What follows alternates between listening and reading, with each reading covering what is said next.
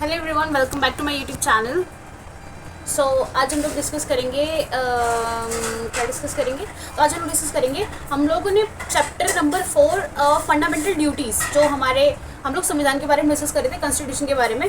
ठीक है, तो हम लोग कर चुके थे हमारा जो पार्ट 1 था यूनियन एंड स्टेट के बारे में, दूसरे में हमने बात करी थी सिटीजनशिप के बारे में, तीसरे में हमने फंडामेंटल राइट के बारे में बात करी, चौथे में हमने डीपीएसपी के बारे में बात करी थी और चौथे के ए में हमने बात करी थी फंडामेंटल ड्यूटीज़ के बारे में। ठीक है, तो today we are going to discuss about part 5 and that is very very very very very much important. Okay, so like Khan sir says, I think this is very true. ये बहुत ही सच बात है कि इफ़ यू स्किप, अगर तुम chapter number 5 और you can say if you skip part 5 of constitution तो आपने कॉन्स्टिट्यूशन का सी भी नहीं पढ़ा। Okay, so today I am going to discuss about that part 5 of constitution. तो आज हम लोग डिस्कस करेंगे आज हम लोग डिस्कस करेंगे पार्ट 5 के बारे में। ठीक है, तो पार्ट 5 में बेसिकली क्या दे रखा है, यूनियन के बारे में दे रखा है। यूनियन मतलब संघ, तो हम संघ के बारे में आज पढ़ेंगे। ठीक है, तो तैयार हो, अपनी जो कमर में बेल्ट लगे उसको कस लो, हम लोग स्टार्ट करते हैं। ठीक है, तो देखो सबसे पहले पार्ट 5 यूनियन में आपको पता है यूनियन में काफ़ी सारी चीज़ें आ जाती हैं। ठीक है, यूनियन में हम लोग डिस्कस करेंगे, यानी कि संघ में हम लोग डिस्कस करेंगे हमारे प्रधानमंत्री को, हमारे राष्ट्रपति को, हमारे उपराष्ट्रपति को, हमारे सीएजी को, हमारे एजी को, हमारे मतलब ऐसे जो सारे पोस्ट होते हैं ना, इन सीएम को, पीएम को, सबको हम लोग, उनका जो मंत्रिमंडल होता है उन सबको हम लोग क्या करने वाले हैं, डिस्कस करने वाले हैं। आप ये कह सकते हो कि जो हमारा पार्ट 5 है, जो यूनियन है, वो एक तरीके का निचोड़ है हर चीज़ का, क्योंकि उसमें ही सारी चीज़ें लिखी हुई कि कौन कैसे फंक्शन करेगा, कैसे एग्जीक्यूटिव फंक्शन करेगी, कैसे लेजिस्लेटिव अपना वर्क करेगी, कैसे किसी प्रधानमंत्री को चुना जाएगा, कैसे किसी राष्ट्रपति को चुना जाएगा, कैसे कोई राष्ट्रपति अपना कार्यकाल आगे बढ़ाएगा, कैसे क्या होगा, कैसे किसी की सीट फिल करी रहेगी, कैसे क्या होगा। ठीक है, तो पूरा चैप्टर जो है पार्ट 5 वो उसी के ऊपर बेस्ड है, तो हम लोग उसको डिस्कस करने जा रहे हैं। तो हम लोग स्टार्ट करते हैं। पहले मैं आपको आर्टिकल नंबर बताती हूँ। हम लोगों ने आर्टिकल नंबर 1 से लेकर 4 तक डिस्कस करा था यूनिट 1 में, पार्ट 1 में यूनियन स्टेट में। आर्टिकल नंबर 5 से 12 तक डिस्कस करा था हमने सिटीजनशिप में। जो पार्ट 2 है 12 से 35 तक हमने डिस्कस करा था अपना फंडामेंटल राइट्स में। उसके बाद 36 से 51 तक हमने डिस्कस करा था हमारा उसमें क्या कहते हैं डीपीएसपी में, यानी कि हमारा यूनिट 4 है। उसके बाद हमने फंडामेंटल ड्यूटीज देखी थी पार्ट 4 के ए में। A4 B सबको मतलब क्या होता है कि इनको बाद में ऐड किया गया है। ठीक है, तो मैंने आपको बता दी कि जो फंडामेंटल ड्यूटीज है उनको बाद में ऐड किया गया था। तो हम लोग स्टार्ट करते हैं। कोई बीच में आ गया था, एक्चुअली किसी घर पे कोई आ रहा है, तो हमारे घर से मतलब पड़ोसी में से चलता रहता है ना कुछ सामान लेने देने का, तो वही था। ठीक है, तो हम लोग स्टार्ट करते हैं। तो हम लोग कहाँ पर थे, हाँ हम डिस्कस करेंगे अपनी जो आर्टिकल नंबर है 52 से लेकर 151 तक। ठीक है, जो हमारा पार्ट 5 है उसमें जो हमारी उसमें जो चीज़ें डिस्कस करी गई हैं 52 से लेकर 151 तक जो आर्टिकल है वो सबमिटेड है। ठीक है, अब इसमें हमें ऐसा जैसे हम लोगों ने पार्ट 1 में, पार्ट 2 में, पार्ट 3 में हम लोगों ने सारे आर्टिकल्स डिस्कस करे थे, क्योंकि वो सारे ही इंपॉर्टेंट थे। लेकिन आज हम लोग डिस्कस करेंगे उसमें हम कुछ आर्टिकल स्किप करेंगे। आज तो हम लोग बेसिकली सिर्फ हमारे जो राष्ट्रपति यानी कि प्रेसिडेंट है उनके बारे में डिस्कस करेंगे कि प्रेसिडेंट कैसे सेलेक्ट हो सकते हैं, उनकी क्या क्राइटेरिया है सिलेक्ट होने का। ठीक है, वो डिसमिस कैसे हो सकता है, उनको कैसे निकाला जा सकता है। तो हम सिर्फ राष्ट्रपति के बारे में डिस्कस करेंगे और जो बाकी चीज़ें हैं उसको मैं आपको बताऊंगी, तो उसको हम अलग अलग वीडियो में देखेंगे। तो हम लोग स्टार्ट करते हैं आज। सबसे पहला आर्टिकल है हमारा 52। इसमें बोला गया है कि हाँ जो राष्ट्रपति है उनका कोई मतलब ऐसा कोई पद होगा हमारे भारत में जो राष्ट्रपति कहलाएगा। सिर्फ पद का मतलब कोई विशेष इंसान का नाम राष्ट्रपति नहीं, किसी पद का नाम हमारे यहाँ पे राष्ट्रपति रखा गया है।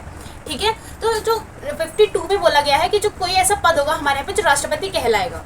ठीक है, अब क्या होगा, जब उसमें बोला गया कि ऐसे राष्ट्रपति होगा, उसके बाद उसकी क्राइटेरिया बताइए कि हाँ वो किस तरीके का आदमी हो सकता है, उसकी क्या एज होनी चाहिए। ठीक है, वो अपना स्टेटस का कैसा होना चाहिए। तो इन सब चीज़ों के बारे में हम लोग आगे डिस्कस करेंगे। ठीक है, 53 आर्टिकल जिसमें होगा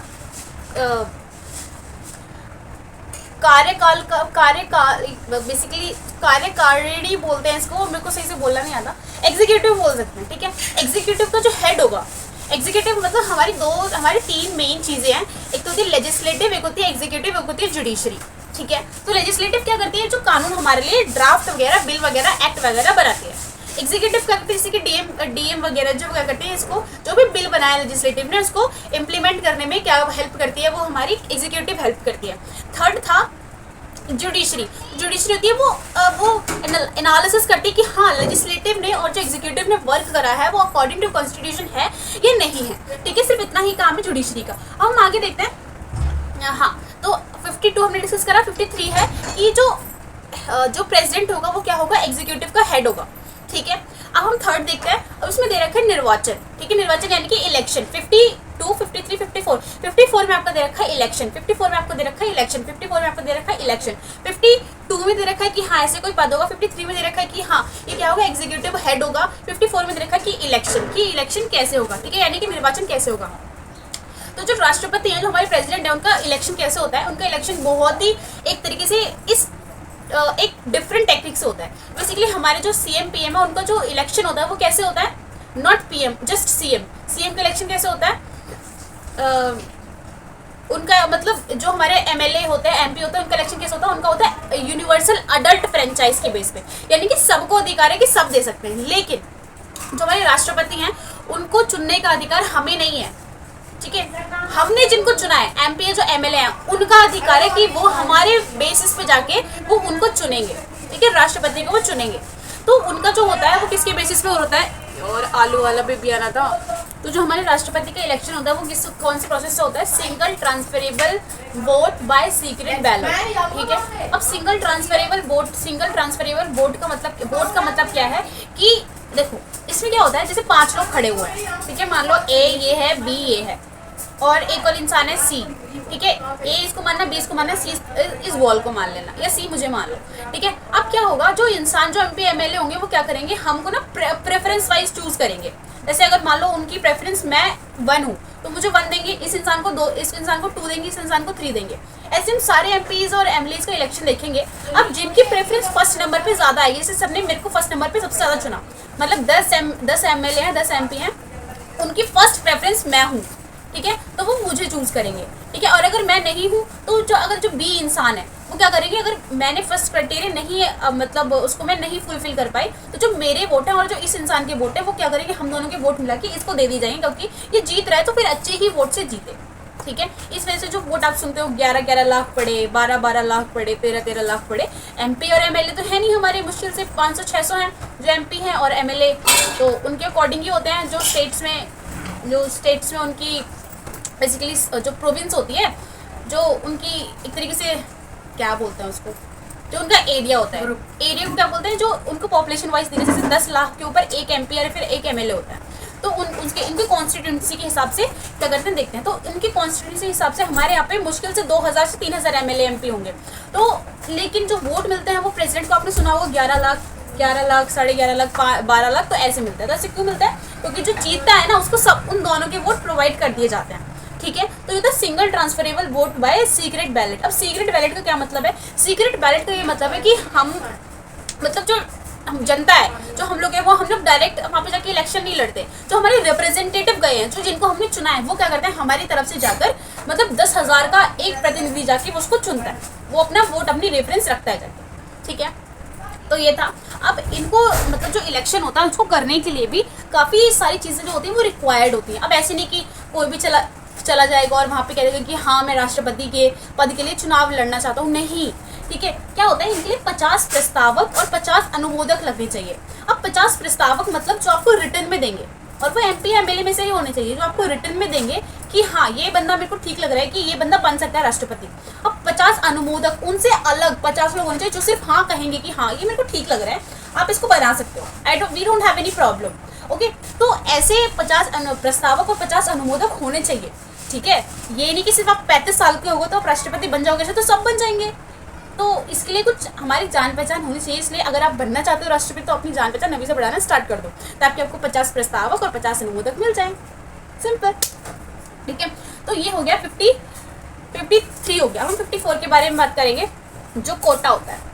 अब कोटा क्या होता है, कोटा भी एक तरीके का क्राइटेरिया यानी कि फुलफिलमेंट होता है कि आपको इतने वोट मिलने चाहिए, उतने से ही आपको, अगर इतने से कम मिले हैं तो आपको हम आगे नहीं जाने दिए जाएंगे। ठीक है, आगे नहीं जाने देंगे। जैसे कि ये मान लो कि अगर आपको ट्रेन में जाना है, ठीक है, कहीं पे जाना है, तो आपके पास बेसिकली टिकट के पैसे होने चाहिए, उससे 1 रुपया ज़्यादा हो या ना हो, लेकिन उससे 1 रुपया कम ना हो। अगर उससे 1 रुपया कम होगा तो आपको हम जाने नहीं देंगे ट्रेन में। ठीक है, तो तो ऐसे एक तरीके से क्राइटेरिया होता है कि हाँ आपके पास इतने वोट्स होने ही चाहिए, इतना कोटा होना चाहिए, तभी आप क्या करोगे आगे राष्ट्रपति के चुनाव के लिए फॉरवर्ड जा पाओगे। ठीक है, तो ये चीज़ें होती हैं। अब हम आगे देखते हैं। बेसिकली इसमें एक ये भी होता है कि हम लोगों को ना, हम लोगों ने जो राष्ट्रपति का चुनाव करा इसमें आपको 15,000 रुपये क्या करने पड़ते हैं, रखने पड़ते हैं एक डिपॉजिट की तरह आरबीआई में। ठीक है, अगर आप उस कोटा को पूरा नहीं करते हो तो जो आपके जो पैसे हैं, मतलब जो 15,000 रुपये वो क्या कर लिए जाएंगे, जब्त कर लिए जाएंगे। ठीक है, तो ये जो जब्त करने वाली चीज़ होती है ना, इसको मतलब बहुत शेमफुल माना जाता है पॉलिटिक्स में। तो लोग कोशिश करते हैं कि हम कोटा से थोड़ा बहुत तो ऊपर जा ही जाए। ठीक है, तो ये चीज़ें होती हैं। इस वजह से अगर आपको लगता है कि आप इस क्राइटेरिया को फुलफिल कर पाओगे, then you have to go for that, otherwise don't go for there, because आपको लगेगा कि मतलब तब कुछ खत्म हो गया। So these things you should, I think you should have to do in your mind, और you shouldn't have to go for that in that way. Okay, तो ये था। आप लोगों को मैंने कोटा बता दिया। कोटा के कुछ फॉर्मूला होता है, टोटल पॉपुलेशन, नीचे total number of electors, total population नीचे टोटल नंबर ऑफ इलेक्टर्स, कितने लोग खड़े हुए हैं राष्ट्रपति के पद के लिए, +1 एंड देन +1 फॉर होल। तो ये होता है कोटा का जो फॉर्मूला होता है। ठीक है, तो ये हो गया। अब तो हम लोग 54 के बारे में डिस्कस कर लिया, 55 के बारे में डिस्कस करेंगे। ये होगा कार्यकाल। ठीक है, क्या होगा, कार्यकाल, यानी कि उसका सेशन कितना होगा। अब वो उसकी मर्जी है, वो कितने, मतलब उसकी मर्जी नहीं है, पर 5 साल तक हम लोग अपने राष्ट्रपति को चुनते हैं। ठीक है, अब 5 साल में वो राष्ट्रपति जो है वो रिज़ाइन भी कर सकता है, वो उसके ऊपर है। हम लोग महाभियोग भी लगा सकते हैं, वो हमारे ऊपर है। हमारे ऊपर एज इन जो हमने चुन के भेजे, जो MP MLA जो हमारे सांसद होते हैं उनके ऊपर है। ठीक है, तो ये सारी चीज़ें जो होती हैं एक उसके कार्यकाल के बारे में डिफाइन करती हैं। वैसे तो हमारे यहाँ पे 5 साल का कार्यकाल बता रखा है, लेकिन जो ब्रिटेन है वहाँ पे कितने साल का है, 4 साल का। अब देखो ऐसे ही अलग अलग चीज़ें होती हैं, मतलब किसी का 6 साल का, आई थिंक ऑस्ट्रेलिया का 6 साल का है। तो ये सारी चीज़ 6 साल का 6 ही होगा, सॉरी। तो ऐसी काफ़ी सारी चीज़ें, थोड़ा बहुत हेर फेर और डेवलपमेंट और ये सारी चीज़ें होती रहती हैं अलग अलग कॉन्स्टिट्यूशन में। अब जैसे कि हमारे यहाँ पे कॉन्स्टिट्यूशन में बोला है कि अगर कोई इंसान बाहर से भी आ रहा है, मतलब उसने हमारी जो सिटीजनशिप है वो ली है। ठीक है, हम जैसे नेचुरलाइजेशन से ले लेते हैं हम लोग कभी कभी। नेचुरलाइजेशन मतलब हम नॉर्मली यहाँ पे 11 या 7 साल तक रहे, उसके बाद हमें एक फॉर्म फिल करना पड़ेगा और बस हमें अपनी सिटीजनशिप मिल जाएगी इंडिया की। ठीक है, नेचुरलाइजेशन रजिस्ट्रेशन मतलब हम रजिस्ट्रेशन करवाना पड़ेगा, फिर उसके 1-2 साल तक रहना पड़ेगा, 1 साल तक बेसिकली रहना पड़ता है, 12 महीने तक। फिर उसके बाद हमें सिटीजन अपने आप मिल जाती है। उसके आप आधार कार्ड वगैरह आप बनवा सकते हो आराम से, उसमें कोई डिफिकल्टी नहीं होगी आपको। ठीक है, तो ये चीज़ थी। अब हाँ, तो अमेरिका में क्या होता है बेसिकली कि अगर आप वहीं के मूल निवासी हो तो वही इंसान क्या बन सकता है, राष्ट्रपति बन सकता है। ठीक है, लेकिन आई थिंक ब्रिटेन में ऐसा होता है। हाँ, ब्रिटेन में ऐसा होता है कि अगर आपको वहाँ के मूल निवासी, then you can only become president of that country. But हमारी कंट्री में ऐसा होता है कि नहीं, अगर आपने हमारे यहाँ की सिटीजनशिप ले ली है तो आप हमारे यहाँ के राष्ट्रपति ऑफकोर्स बन सकते हो, उसमें कोई बड़ी बात नहीं है। ठीक है, तो ये था कार्यकाल के बारे में डिस्कस किया। हम देखते हैं कि कार्यकाल उसको खत्म कैसे कैसे हो सकता है। उसकी हेल्थ इशू की वजह से, कि उसको कोई हेल्थ इशू तो वो रिजाइन कर देगी, मैं अपनी मतलब चेकअप करवाने या बाहर कंट्री में जा रहा हूँ या फिर अपने ही कंट्री में हूँ, तो लेकिन मेरे को प्रॉपर रेस्ट चाहिए, तो इन सारी चीज़ों के लिए भी क्या हो सकता है, उसको रेस्ट मिल सकता है और वो रिजाइन कर सकता है। ठीक है, और क्या हो सकता है कि हाँ, वो किसी बेसिकली हम अपनी तरफ से महाभियोग भी लगा सकते हैं। तो उससे काफ़ी सारे रीजन हो सकते हैं, वो अपनी फैमिली इशू की वजह से उस पद को छोड़ सकते हैं। तो ये सारी चीज़ें हो सकती है। 5 साल से पहले भी पद छोड़ा जा सकता है इन रीजनों की वजह से, इन कारणों की वजह से। ठीक है, हम देखते हैं दोबारा अब 55 तक हो गया आई थिंक। हाँ, अब हम देखेंगे 56 का। तो 56 क्या होगा, 56 में होगा दोबारा, मतलब अगेन इलेक्शन, कि हम दोबारा इलेक्शन के लिए चुन सकते हैं, नहीं चुन सकते। तो हम बिल्कुल चुन सकते हैं। तो हमारे कुछ ऐसे बेसिकली कुछ राष्ट्रपति ऐसे रहे हैं, जैसे कि राजेंद्र प्रसाद, उनको हमने ट्वाइस यानी कि 2 बार चूज भी किया है। तो ऐसे काफ़ी सारे राष्ट्रपति रहे जिनकी जो पोस्ट है वो 2 बार के लिए नॉमिनेट की गई है। तो राष्ट्रपति कितनी बार भी चुन सकते हैं, it's not a big issue. ठीक है, तो दोबारा निर्वाचन कर सकते हैं, it's not a big issue. हो गया, उसके बाद 56 में होगा योग्यता, कि उसकी क्या योग्यता होनी चाहिए राष्ट्रपति की, कि वो हमारा राष्ट्रपति बन जाए। क्योंकि राष्ट्रपति आपको पता है हमारे पूरे देश का पहला नागरिक होता है।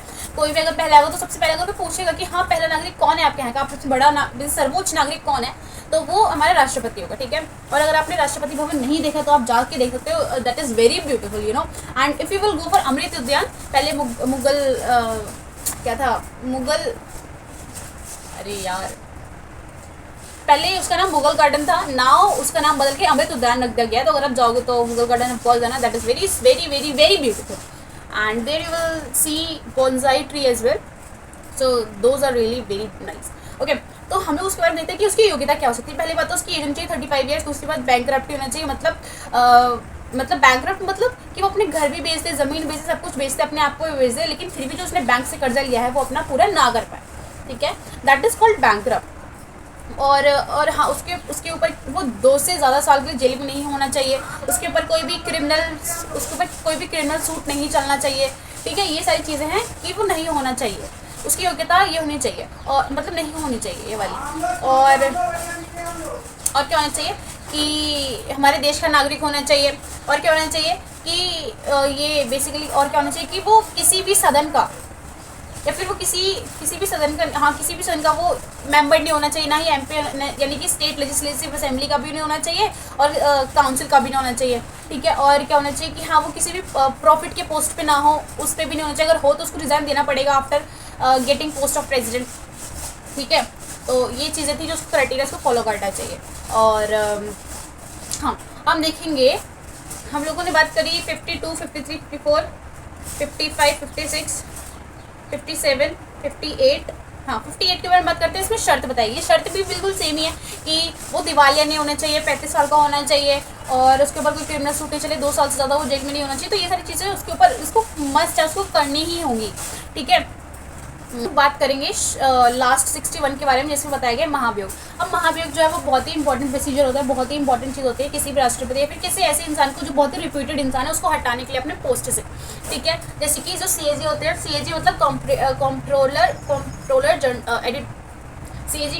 ऑडिटर जनरल ऑफ इंडिया, जो क्या करते हैं, जो सारा लेखा जोखा होता है वो क्या करते हैं, जैसे कि हमारी जो भी फाइनेंशियल चीज़ें होती हैं, जितना खर्चा हुआ, सरकार ने कितना खर्चा किया और कितना होना चाहिए था, मतलब इन सारी चीज़ों को बिल्कुल ही फेथफुली ऑनेस्टली वो क्या करते हैं, वो जनता के सामने प्रेजेंट करते हैं, तो वो होते हैं CAG। तो उनको हटाने के लिए भी हमें क्या लाना पड़ेगा, महाभियोग। तो जो भी बड़े पोस्ट हैं उनको हटाने के लिए हमें क्या लाना पड़ता है, महाभियोग। जैसे कि वाइस प्रेसिडेंट को हटाना चाहिए तो उनके लिए भी हमें महाभियोग लाना पड़ेगा। अब महाभियोग क्या होता है, एक प्रोसीजर होता है जिसमें जो एक तरीके से प्रस्ताव होता है, जो बेसिकली लोकसभा और राज्यसभा कोई भी सदन स्टार्ट कर सकता है, ठीक है, लेकिन जो सदन स्टार्ट करेगा उसको एक तिहाई बहुमत से स्टार्ट करना पड़ेगा, ठीक है, सॉरी 2/3 बहुमत से उसको स्टार्ट करना पड़ेगा। स्टार्ट करने के बाद उसको जब वो दूसरे सदन में भेजेगा तो उस सदन के गैप के बीच में उसको 14 दिन से पहले कि हाँ हमने ये प्रोसीजर पास कर दिया है, अभी दूसरे सदन में जा रहा है, उसके अंतराल में हमें अपने प्रेसिडेंट को इन्फॉर्म करना पड़ेगा कि ऐसा कुछ है, ऐसा कुछ हम लोगों को समझ में आ रहा है। अगर आपको कुछ अपनी सफाई में कुछ कहना है तो आप कह सकते हो, तो उनको 14 दिन पहले इन्फॉर्म कर दिया जाएगा। फिर उसके बाद ये दिया जाएगा दूसरे वाले हाउस को, अगर वो भी 2/3 बहुमत से इसको पास कर देती है, ठीक है, फिर उसके बाद क्या हो जाएगा, हमारे जो राष्ट्रपति अपने पद से हट जाएंगे, ठीक है। तो ये होता है महाभियोग, जो हम किसी भी रिपीटेटेड पोस्ट पे लगाते हैं। तो आई होप आपको ये समझ में आया होगा। ये यहाँ पे 62 है, 62 बोले कि कोई भी सीट जो है वो वैकेंट कैसे हो सकती है राष्ट्रपति की। तो ये तो मैं आपको बता चुकी हूँ। तो वो किसी दौरे पे गए हों, ठीक है, उस टाइम पे खाली होगी तो उसको उपराष्ट्रपति भरेगा ऑफकोर्स, ठीक है। अगर किसी हेल्थ इशू हो या महाभियोग से हटा दिया गया हो या उनकी मृत्यु हो गई हो या फिर कुछ ऐसा इशू हो गया जिसकी वजह से वो अपने पद को कंटिन्यू नहीं कर पा रहे हो, तो इन सारी चीज़ों में क्या कर सकते हैं, उपराष्ट्रपति जो होगा वो उस पद को जाके फिल करेगा कुछ उसी बेसिकली नॉमिनेटेड टाइम के लिए। उसके बाद जो इलेक्शन होगा वो दोबारा हेल्ड किया जाएगा प्रेसिडेंट के इलेक्शन के लिए। ओके, आई होप आपको समझ में आया होगा। और जो भी चीज़ नहीं समझ आई, you can do comment of course in the comment box, I will give you answer. So we'll meet, मिलते हैं नेक्स्ट वीडियो में, तब तक के लिए बाय बाय।